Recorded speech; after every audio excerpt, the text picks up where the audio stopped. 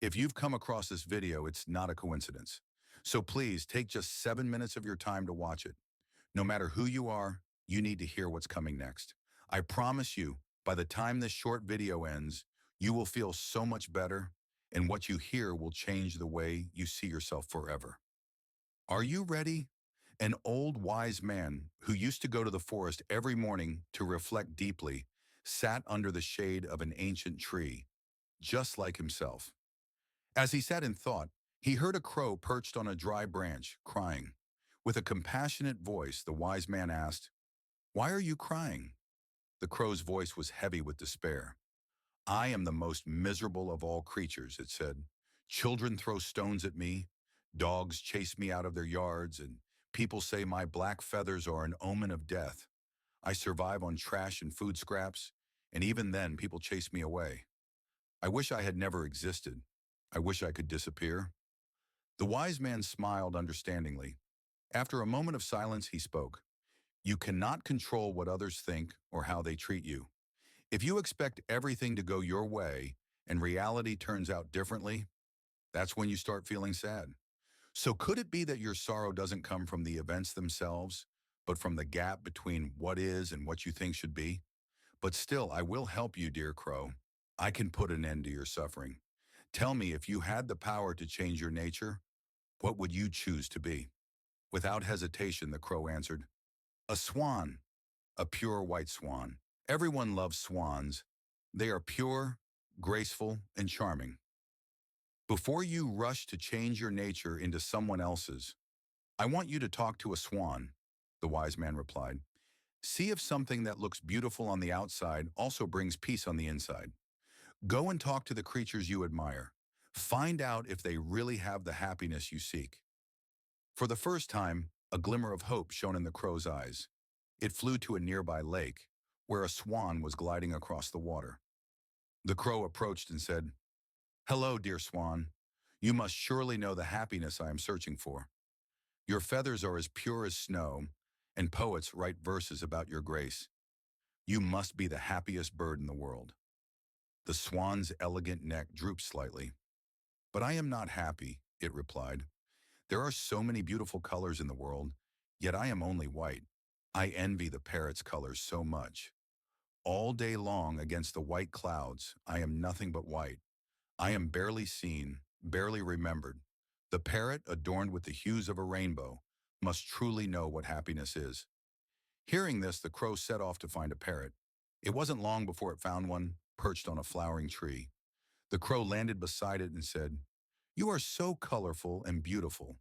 You must be the happiest bird in the world." The silent parrot stopped fluffing its bright feathers. It sighed and replied, "These colors are my curse. People trap us because of our beauty. Even here in the forest, I live in constant fear of poachers. But the peacock? The peacock is not like us. Surely no bird knows happiness better than the peacock. It is not just beautiful. People worship and protect it." In a rush, the crow flew for miles until it found a peacock in the garden of a temple. Visitors offered flowers and food to this magnificent bird. "At last," thought the crow, "I have found a bird that truly possesses happiness." Once the crowd left, the crow approached the peacock and said, "Dear peacock, you are so beautiful that thousands of people come here just to see you. Yet when people see me, they immediately fear and shoo me away. You must be the happiest bird in the world." But as the crowd dispersed, the truth became clear. The peacock lived behind walls. Golden chains were fastened around its feet.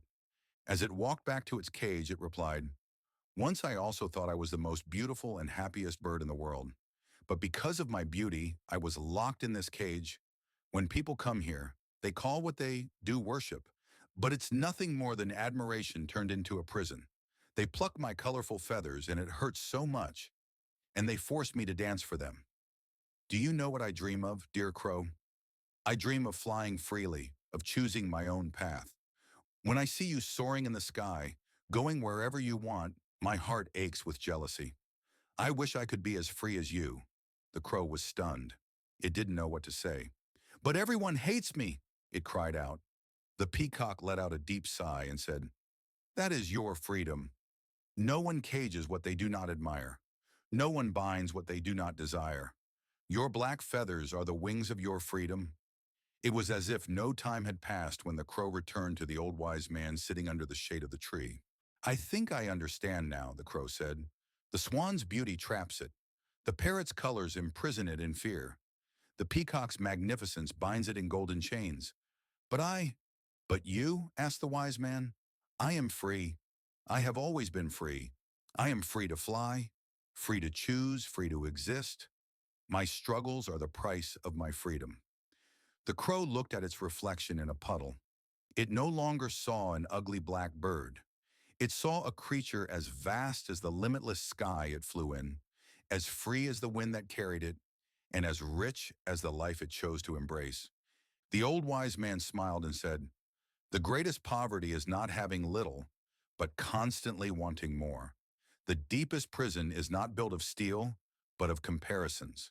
And the strongest chains are not made of gold, but of our own discontent. You have learned something that many people never do, dear Crow. Happiness begins the moment we stop wishing to be something we are not. From that day on, when the crow looked at its reflection, it no longer saw an ugly black bird. It saw a creature as vast as the endless sky it soared through, as free as the wind that carried it, and as rich as the life it chose to embrace. And so, dear friends, we have come to the end of this wisdom-filled story. I hope you have enjoyed this magnificent lesson. Do you feel better now? Not just the crow, but even an ant or a single falling leaf can teach us incredible lessons.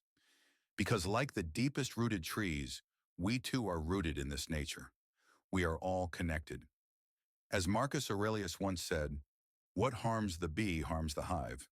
Like the crow, we can spend our lives wishing to be someone else, or we can discover who we already are. Let's be like the crow that found itself, dear friends. Let's finally understand. True freedom is not about changing what you are, but about letting go of what you think you should be. Thank you for watching.